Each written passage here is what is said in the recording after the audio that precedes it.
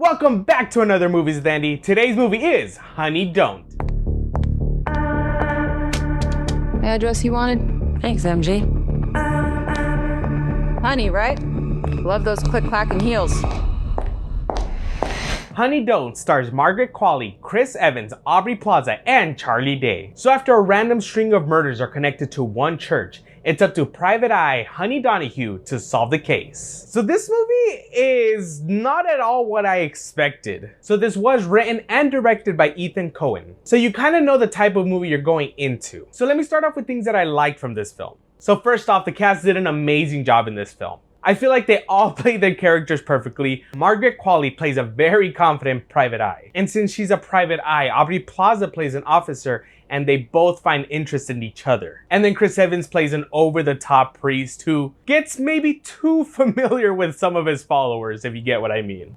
Charlie Day isn't in the movie too much, but he's in love with Honey Donahue, and who pretty much gives her whatever she needs, even though he's a police and she's a Private Eye. So I feel like they all did an amazing job with their characters. Also, this movie was really funny, especially in some dark comedy moments. And of course, there is some of your quirky comedy just throughout the whole film. And I also read that this is the unofficial sequel to the movie Drive Away Dolls that came out last year with Margaret Qualley as well. Side note, if you don't like watching sexually explicit scenes in a movie theater, maybe refrain from watching this movie. Because it was only me and another couple, and the other couple actually walked out halfway in the middle of one of those scenes, which is pretty funny. So then it was just me by myself in the theater watching this movie.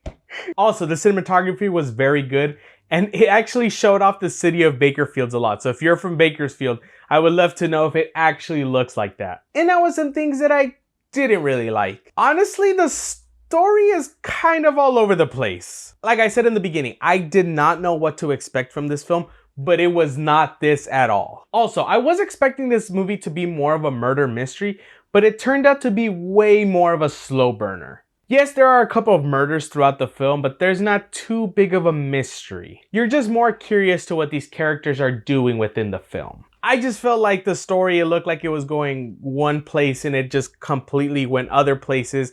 And it went into more of the side stories and it threw a little bit of too many twists in there. And there's also some side stories in this movie that kind of don't matter. And also going with the story, the ending kind of just ends with no big resolution to the story, which leaves it open-ended to another film. Also, this movie's intro felt really long, especially the title sequence, where it's just going along with every actor's name, and I just felt like that took a big chunk of the film. I don't know, maybe it was only like a minute or two, but it felt really long in movie time. Also, there were some single shots in this film that just felt like it just stayed there a little too long. Like they could have cut out like 10 to 20 seconds of it and it would have given the same effect. And I have no problem with lovemaking scenes in movies if they're pushing the story along. But I feel like some of these scenes were just thrown into the movie just to be in there. So now would I watch this movie in the theater again?